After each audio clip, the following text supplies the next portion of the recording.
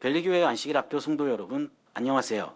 이번 주 교과 서로 함께 사는 삶을 더 깊이 이해하는 시간 함께 시작하겠습니다. 우리 삶에서 정말 중요하지만 또 그래서 때로는 가장 어려운 관계에 대한 지혜를 오늘 함께 나눠보려고 합니다. 참 이상하죠? 왜 우리는 가장 가까운 사람들, 특히 가족과의 관계를 제일 힘들어할까요? 이 질문, 아마 우리 모두의 마음을 한 번쯤은 쿵 하고 울렸을 것 같아요. 다른 사람들에겐 참 친절하게 잘하면서도 정작 제일 소중한 가족에게는 쉽게 상처를 주기도 하잖아요.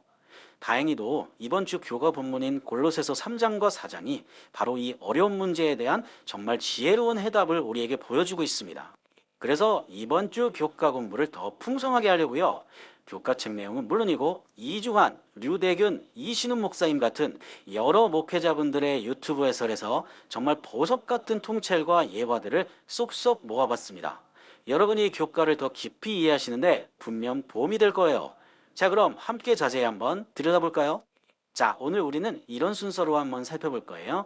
먼저 모든 관계의 가장 기본적인 토대가 뭔지 알아보고, 그 다음에 가정, 그리고 직장이라는 구체적인 삶의 현장으로 들어가 보겠습니다. 그리고 이 모든 관계를 건강하게 만드는 핵심 열쇠, 바로 기도와 언어에 대해 배우고요.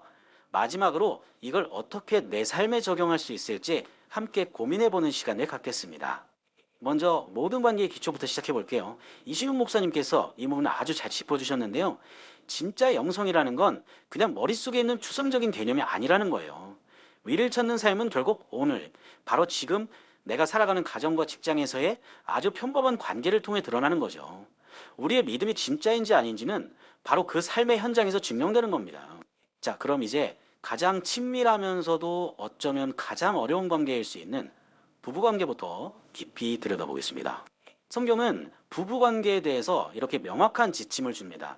아내에게는 복종을, 남편에게는 사랑을 명령하는데요.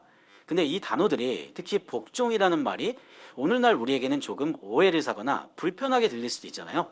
이게 과연 어떤 의미인지 한번 깊이 살펴봐야 합니다. 여기서 복종이라는 단어가 정말 많은 오해를 낳죠. 하지만 정라디오나 류대균 목사님의 해설을 들어보면요, 이건 절대로 맹목적인 굴종을 의미하는 게 아니에요. 가장 중요한 핵심 포인트는 바로 주 안에서라는 전제 조건입니다.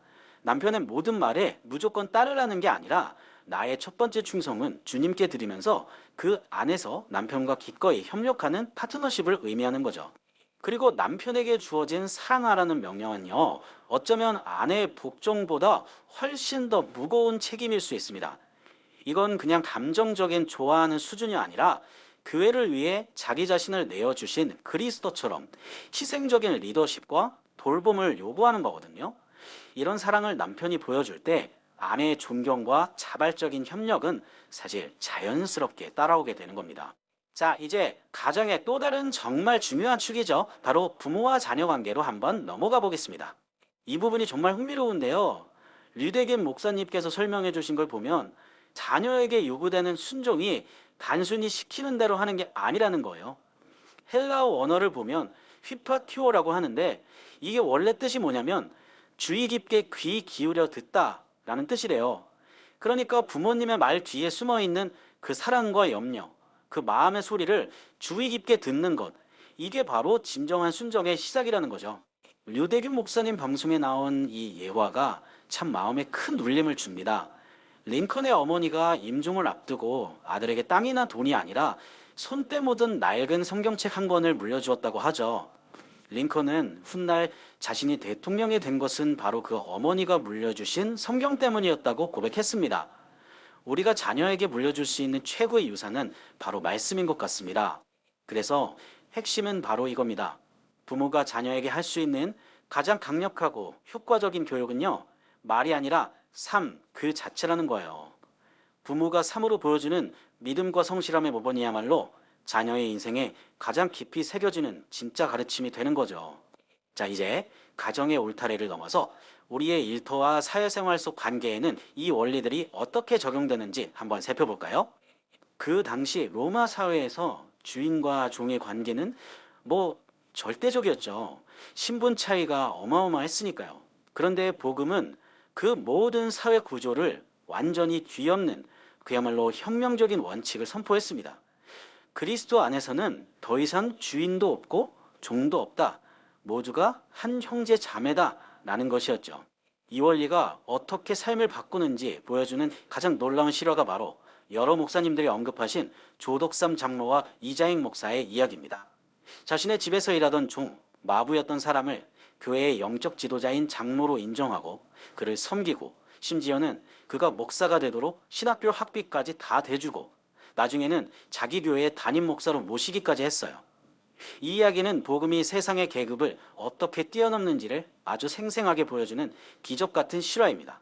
그렇다면 오늘 우리는 직장에서 어떤 태도로 일해야 할까요? 이신욱 목사님이 설명해 주신 코람데오 정신이 바로 그 답입니다. 라틴어로 하나님 앞에서 라는 뜻인데요. 직장 상사가 보든 안 보든 항상 하나님 앞에서 일한다는 마음으로 성실하게 임하는 것. 이게 바로 그리스도인의 직업윤리인 거죠. 자, 지금까지 가정과 직장에서의 관계를 쭉 살펴봤습니다. 그렇다면 이 모든 관계를 건강하게 만들고 또 회복시키는 핵심적인 도구는 뭘까요? 교과서는 두 가지를 강조합니다. 바로 기도와 언어입니다. 기도는 눈에 보이지 않는 정말 강력한 힘입니다. 류대겸 목사님은 이걸 나비 효과에 비유하셨어요. 우리가 누군가를 위해 기도하는 그 작은 믿음의 날갯짓이 나중에는 예상치 못한 놀라운 결과를 가져와서 복음을 위한 거대한 문을 열게 될 수도 있다는 거죠. 관계를 지탱하는 힘, 바로 기도에 있습니다. 그리고 기도만큼이나 어쩌면 기도보다 더 직접적으로 관계에 영향을 미치는 게 바로 우리의 말입니다. 이번 주 기억절인 이 말씀은 우리의 모든 대화에 적용되어야 할 황금률과도 같아요. 그럼 소금으로 맛을 낸 말이라는 게 구체적으로 뭘까요? 박석호 목사님이나 유동규 목사님의 말씀을 종합해보면 소금이 부패를 막고 맛을 더하는 것처럼 우리의 말도 관계를 건강하게 만들고 상대를 비난하는 대신 세워주고 듣는 사람에게 하나님의 은혜를 전달하는 통로가 되어야 한다는 겁니다. 자, 이제 가장 중요한 부분에 도착했습니다. 이 모든 좋은 원리들을 오늘 우리의 삶 속으로 어떻게 가져올 수 있을까요? 아는 것에서 그치면 안 되잖아요. 이주환 목사님이 제시해 주신 이 세 가지 질문이 우리 자신을 돌아볼 수 있는 아주 훌륭한 거울이 될 것 같아요. 오늘 하루 이 질문들을 스스로에게 한번 던져보면서 우리의 관계를 정직하게 점검해보면 어떨까요? 나는 과연 어떤 모습일까요? 부부관계, 부모 자녀 관계, 직장 상사와의 관계, 이 모든 구체적인 지침들은 결국 이 하나의 강력한 원리로 모아집니다. 이명철 목사님의 말씀처럼 아주 간단해요. 바로 그리스도께서 나를 대하신 것처럼 나도 다른 사람을 대하는 것입니다. 그분이 보여주신 사랑과 인내 그리고 은혜를 우리도 다른 사람에게 흘려보내는 거죠. 말씀을 아는 것에서 그치지 않고 정말 내 삶으로 살아내는 게 중요하잖아요. 이 시간 마음속으로 딱 한 사람만 정해보시면 좋겠습니다. 그리고 그 사람에게 그리스도의 사랑을 실천할 아주 구체적인 행동 한 가지를 결심하면서 이번 주 교과 공부를 마무리하면 어떨까요? 들어주셔서 정말 감사합니다.